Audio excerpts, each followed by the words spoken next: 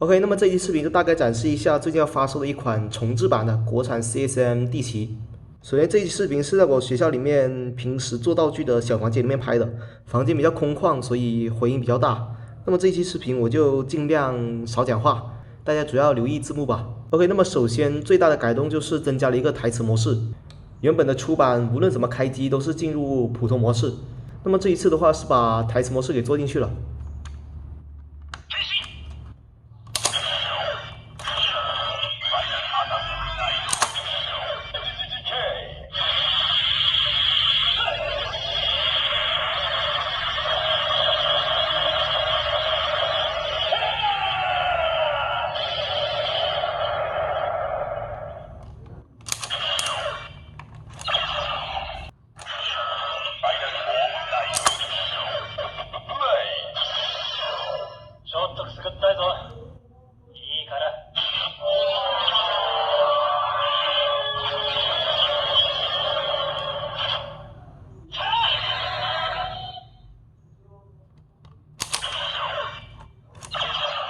还有一个就是它所增加的一个连招系统，这个跟前2期视频所展示到的 DX 规格都是差不多的。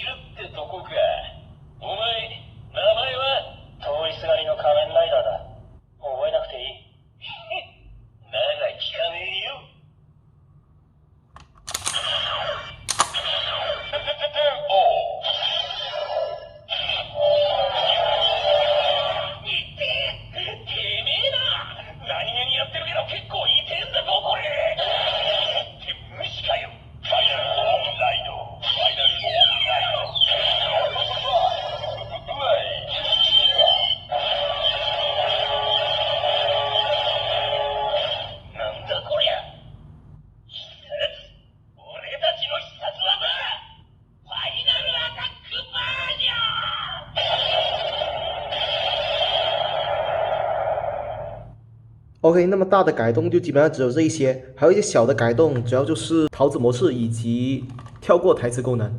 还有一个改动，大家应该在刚刚的展示当中看出来了，就是这个主体在读卡完之后，闭合灯是不会处于一个常亮状态的，之前呢就是会一直处于一个呼吸灯啊。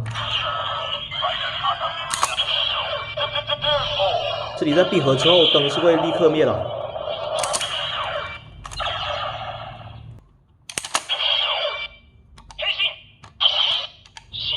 な。そいつは信じている。それでも信じている。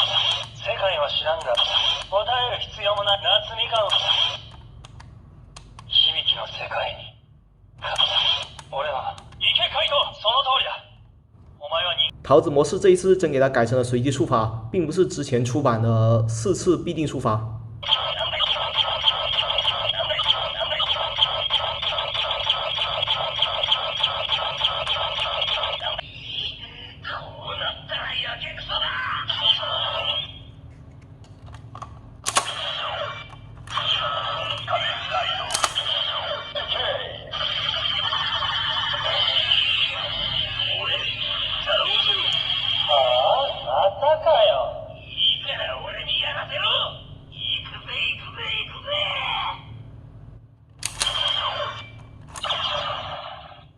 OK，那么如果大家有想问的问题，可以在评论区底下提出来啊，我看到的话基本上都是会回的。